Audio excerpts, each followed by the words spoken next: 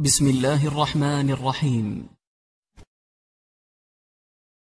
بسم الله والحمد لله والصلاة والسلام على رسوله محمد وعلى آله وصحبه أجمعين. أما بعد، دوستان عزیز، پیروان قرآن و سنت رسول صلی الله علیه و سلم، الله عز و جل را سپاسگزار هستیم که برای من شما بار دیگر توفیق دادن که تا اینکه صحبت مختصری در بابت صفات خوارج داشته باشیم، چگونه که در حلقه گذشته در بابت صفات خوارج از اقوال رسول صلی الله علیه و سلم برای شما به طور اختصار بیان کردیم و در این حلقه دوستان که در بابت صفات خوارج از اقوال علمای سلف برای شما به طور اختصار بیان بکنیم، زیرا هر چی بیشتر من شما در بابت این طایفه خبیث معرفت و شناخت و معلومات پیدا کردیم، همون اندازه در حس و در امن میمونیم و به خصوص طایفه از جوانان که باید که در این جهت متوجه باشند، زیرا اینها قوم هستند که در جهت عبادت بگو اینها در عبادت اجتهاد میکنند و در جهت اقوال و صحبت بگو اینها به بهترین وجه اقوال انتخاب میکنند و صحبت میکنند و در جهت حجت و استدلال بگو اینها از تورات و انجیل صحبت نمیکنند، بلکه اینها از قرآن صحبت میکنند به زعم و گمان خودشون.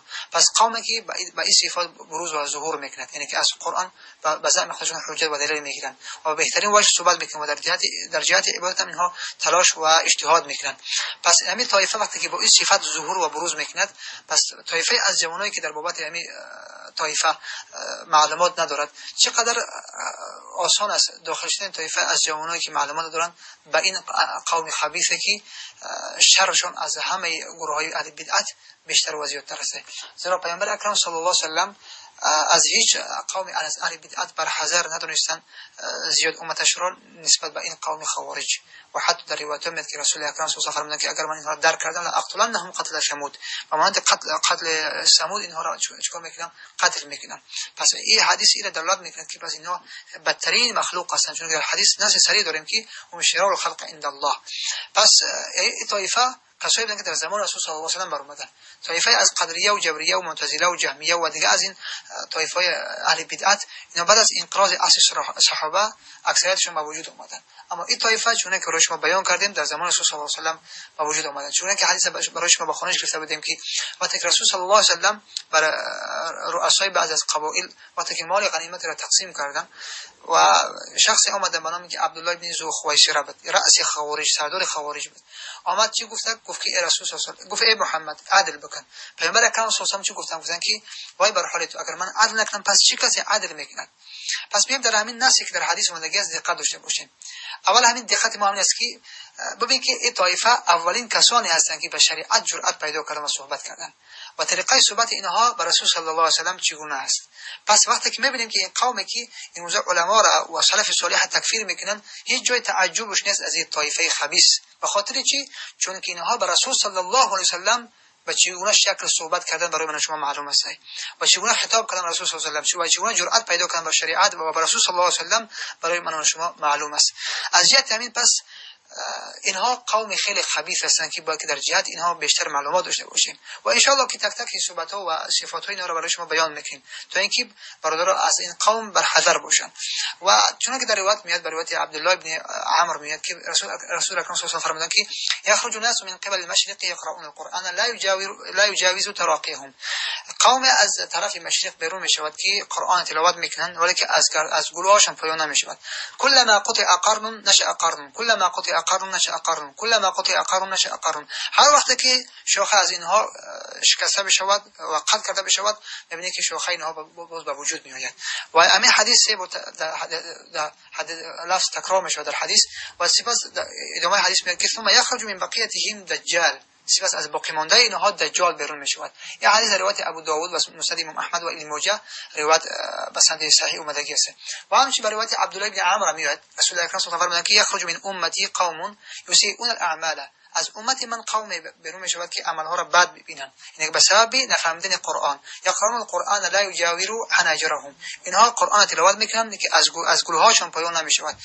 یحقر احدکم عمله مع عملهم، یکی از شما عملش حقیر میشماره با عمل اینها.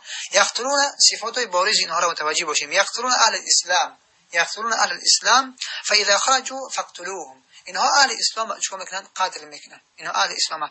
البته صفات خوارجی قبلی چنانه که اینا حتی همین سبب شدن که حتی خون حضرت عثمان رضی الله عنه ریخته شده که همین طایفه بودن و کسانی بودن که بهترین افراد به قتل رسوندن، مثل که حضرت علی رضی الله عنه که اهل سنت و جماعت به این معتقد است که بهترین نفر بعد از ابوبکر صدیق و عمر رضی الله عنه و عثمان رضی الله عنه و چهارمین خلیفه مسلمانان این علی رضی الله عنه است و این و علی رضی الله عنه به دست کدام طایفه به قتل رسید؟ به دست طایفه از خوارج و مانند عبدالرحمن ابن شخص بن عبدالرحمن ابن ملجم. این شخص خبیث که را قتل کرد حضرت علی رضی الله عنه را، داماد رسول صلی الله علیه و سلم را به قتل و به شهادت رساندند. پس این همه صفات بارز اینها است که یقتلون علی الاسلام و بزرگترین مصروفیت هایی که اهل بدعت اهل سنت و جماعت میکنن همین طایفه است، از طایفه خوارج. طایفه از خوارج است که بیشتر مردم مسلمانان را به دیگرش مصروف میکنن و به خاطر چی؟ به خاطر که اینها با مسلمان ها میجنگن، یقتلون علی الاسلام و اینا اهل شرک اینها ترک میکنن ولی نمیگذارن که موحدین با مقابله داشته باشن بر علیه شرک و دیگر از گروه های اهل بدعت. پس اینها کارشون یقتلون علی الاسلام فاذا خرجوا فاقتلوهم. پیامبر اکرم صلی الله علیه و آله فرمودند که وقتی اینها خارج شدن پس اینها را بکشید. فطوبى لمن قتلهم. پس خوش به حال کسی که اینها را میکشد. وطوبى لمن قتلوه. و خوش به حال کسی که از دست اینها کشته میشود. كلما طلع منهم قرن قطعه الله. هر وقت که طایفه از اینها طلوع کرد به وجود آمده الله عز وجل شاخه اینها را چون قطع میکند. كلما طلع منهم قرن قطعه الله. كلما طلع منهم قرن قطعه الله. فردد ذلك رسول الله صلی الله علیه و 20 مرة او اکثر و انا اسمع. در روایت میاد که پیامبر اکرم صلی الله علیه و آله همین کلمه را حتی بیشتر از 20 بار تکرار کردند و من میشنویدم. بیشتر از 20 بار این تکرار میکردن و من میشنویدم. کدام قوله که كلما طلع منه قرن قطعه الله. هر وقت که اینها ظهور بکنه الله عز وجل اینها را قطع نابود میکند، باز اینها به وجود میآیند. همین را پیامبر اکرم صلی الله علیه و آله بیشتر از 20 بار تکرار کردند. چون که در روایت ابن ماجه به سند صحیح بر شرط صحیح بخاری میاد که نشأ یقرؤون القرآن لا یجاور تراقیهم. طایفه به وجود میاد که قرآن تلاوت میکنن و از گروهاشون پایان نمیشود. كلما خرج قرن قطع. همین عبدالله بن عمر چی میگه؟ میگه که من سمعت رسول الله صلی الله علیه و سلم، خوب دقت بکنید، یقول كلما خرج قرن قطع اکثر من 20 مره. همین کلمه را که هر وقت که اینها خروج کردن، شاخه از اینها خروج کرد و ظهور کرد، الله عز اینو قطع کرده میشه، الله عز وجل قطع میکنه. که همین را من 20 مرتبه بیشتر از رسول صلی الله علیه و سلم شنیدم. حتی یخرج فی اعراضهم الدجال. از دنبال اینها دجال به وجود میآید، از باقی مانده یعنی طایفه خبیث دجال به وجود میآید. و چون که در دیگر روایت میاد که حتی یخرج آخرهم مع مسیح الدجال فاذا لقيتموهم فاقتلوهم هم شر الخلق والخليقه. اینا آخری اینها که خروج میکنن به وجود میاد با همراه مسیح دجال، این با همراه دجال خارج میشود. پس وقتی که اینها را ملاقات کرده پیامبر اکرم صلی الله علیه و آله اینها را چون اینا به قتل رسوند. اینها هم شر الخلق والخليقه. اینا بدترین خلق هستند و حتی از چارپایان اینها بدتر هستند. پس بهترین کاری که حضرت علی در نسبت به این طایفه خوارج کرد چون با اینها جنگیدند. زیرا اینها کسانی هستند که حضرت علی در جهت علم و استدلال و حجت خیلی قوی بودند، ولی این طایفه نمیفهمند. این طایفه نمیفهمند و بهترین راه حل که رسول صلی الله علیه و آله بیان کردن، شما وقتی اینها را ملاقات کردید فقتلوهم، اینها را به قتل برسانید. و به خاطر همین است که در صفات اینها میاد چون که علما بیان میکنند که ان فیهم ضعفا فی فقه دین الله تعالی. در اینها ضعف است در جهت فهمیدن دین الله عز وجل، در جهت فقاهت در بابت دین الله عز وجل ضعف است. ولهذا جاء انهم يقرؤون القرآن لا يجاوز حناجرهم. به خاطر همین است که اینها قرآن تلاوت میکنن از گروهاشون پایان نمیشود. از جهت همین است. به خاطر چی؟ به خاطر که ضعفی که در جهت فهم دین الله عز وجل دارن. امام احمد حنبل رحمه الله چی میفرماید؟ الخوارج قوم سوء. الخوارج قوم سوء. خوارج میگه قوم سوء است، قوم بدی است که لا اعلم فی الارض قوما اشر منهم. هیچ قومی را میگه من نمیدونم در روی زمین که بدتر از این طایفه باشند. و دیگر صفات بارز از خوارج این است که اونها تعمق در دین میکنن، یعنی در عمق دین میروند. یعنی به این معنی که اینها غلو میکنن، افراط میکنن. و رسول اکرم صلی الله علیه و آله فرمود که ایاکم والغلو. غلو و زیاده‌روی در دین پیامبر اسلام بر حذر دانستند. زیرا که امت‌های قبلی که اونها سبب شدن که هلاک شدن، اونها غلو کردن در دین بودند، افراط و زیاده‌روی در دین بود. و اینا چون در دین یتعمقون فی الدین حتی یخرجوا منه، اینا چون در عمق در داخل میشن، غلو میکنن و زیاده‌روی میکنن که حتی از دین خارج میشن. و دیگر صفات بارز از خوارج این است که انهم يدعون الى كتاب الله وليسوا منه في شيء، اي يستدلون بكتاب الله تعالى ويخطئون في وجه الاستدلال به. اینها دعواشون از کتاب الله است، دعواشون، ولی که از این هیچ چیزی اینها فهمیدگی نیستن. و یعنی به این معنا که اینها استدلال میکنن، از کتاب الله استدلال میکنن. پس نمیدونم باید متوجه باشیم. و بعضی میگن که اونم از قرآن صحبت میکنن. پس تمام طایفه از اهل بدعت از قرآن حجت میگیرند به زعم خودشون، ولی که اونها یحسبون انهم یحسنون صنعا، اونها گمان میکنن که ما به منهج درست هستیم. به این معنا است. پس اونها در جهت استدلال گرفتن درست است که از قرآن حجت میگیرن، اما در جهت استدلال گرفتن اینها نفهمیدن، به خطا رفتن.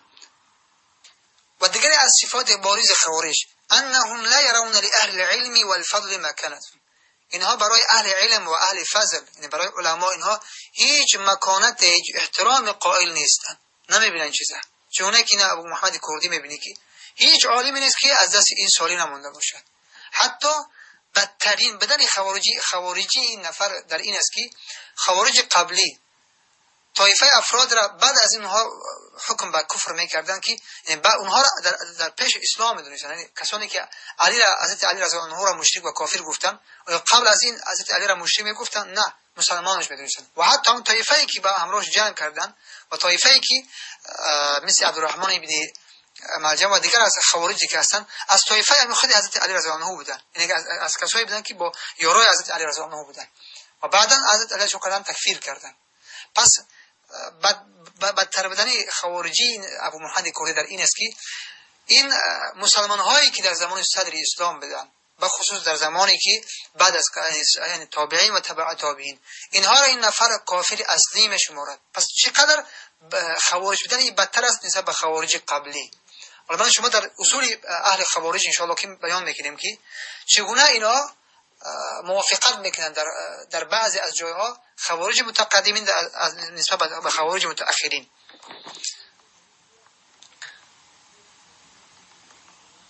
پس به خاطر همین ولهذا زعموا انهم اعلم من علي بن ابي طالب رضي الله عنه و ابن عباس و سایر الصحابه. پس پس به همین گمان رفتن که اینها عالم‌تر هستند از علی رضی الله عنه و از عبدالله بن عباس و از سایر الصحابه. و عبدالله بن عباس میگه که ولم ارى قوما اشد اجتهادا منهم، هیچ قومی را میگه من ندیدم که در جهت عبادت اجتهاد بکنن. و حتی بیان میکنه که وجودهم معلنه من آثار السجود، وجود اینها از علامت های اثر سجده است. پس اینها در جهت عبادت اجتهاد میکنن، چون که عبدالله بن عباس میفرماید. و عبدالله بن عمر چی میگه؟ عبدالله بن عمر رضی الله عنه، عبدالله بن عمر رضی الله عنه انطلقوا الى آیات نزلت في الكفار فجعلوها في المؤمنین، اینها آیاتی که در بابت کفار است اونها را گرفته در مؤمنین اونها استدلال میکنن، حجت میگیرن. یعنی که آیاتی که در بابت کفار است قرارش میدن برای مؤمنین. و دیگر صفات بارز اینها است که همیشه من تکرار میکنم که دوستان متوجه باشن، انهم يتمسكون بظواهر النصوص القرآنیه، اینها متمسک میشوند به ظاهر نصوص قرآنیه، ولیکن اینها از سنت رسول صلی الله علیه و آله حجت و دلیل نمیگیرن، الا مگر اینکه جایی باشد که برای بیان کردن همون حجتی که از قرآن میگیرن همون جهت بیان میکنن. و الا از سنت اینها فرسخ‌ها دور هستند از سنت رسول صلی الله علیه و آله. به خاطر همین است که در هر قومی که وقتی که سنت رسول صلی الله علیه و آله وقتی که تعلیم داده شده و مردم از سنت رسول صلی الله علیه و آله وقتی که دور ماندن، پس به شکی اونم قوم چی فرا میگیرد؟ اونم قوم پس شک نیست که اهل بدعت فرا میگیرد. اونم قوم پس خطرشون به درجه چی میرسد؟ به درجه اینکه نزدیک است که به طایفه از اهل بدعت بپیوندند، جایی که تعلیم سنت رسول صلی الله علیه و آله نباشد. پس این طایفه از سنت رسول صلی الله علیه و آله هیچ معلومات و خبری ندارن، فقط شعارشون قرآن است و حجت میگیرن به ظاهر قرآن، نصوص قرآنی، ولی از قرآن چیزی نمیفهمن. و دیگر اینکه انهم یستدلون بآیات الوعید و یترکون آیات الوعد، اونها استدلال میگیرن همیشه آیات وعیده، آیاتی که در مورد ترس اومدگی است، و ترک میکنن چرا؟ آیات وعد را، در حالی که این خلاف منهج اهل سنت و جماعت است. اهل سنت و جماعت بین خوف و رجا و طایفه خوارج فقط خوف گرفتن. از جهت همین اینها چیکار میکنن؟ زیاد در عمق چی میروند؟ در عمق آیاتی که در بابت وعید آمده است و تر میکنن آیات وعده را، آیاتی که در جهتی برای جنت و دخول جنت و برای امیدواری است، اونها را ترک میکنن. و دیگر اینکه انهم یظهرون الامر بالمعروف و النهی عن المنکر. همین صفات اینها بیرون میشوند که به صفات چی؟ به اینکه ما امر بالمعروف و نهی از منکر میکنیم. ولی اینها این هم چون برای خود، برای دعوت خود را پیش میگیرن، ولی در اصل قتل مسلمین و خون رساندن مسلمان ها و تکفیر مسلمان ها و تکفیر تمام کارهای خیری که مسلمان ها انجام میدن، نه تنها مسلمان ها در این زمان بلکه مسلمان های قبلی را این هم در تکفیر میکنن، نه تنها مسلمان های عادی را بلکه از علما و از اماما و پیشوای اهل سنت و جماعت.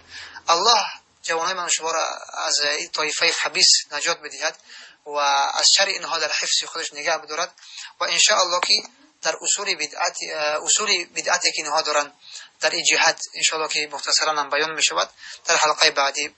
و صلی الله علی سیدنا محمد و علی آله و صحبه اجمعین.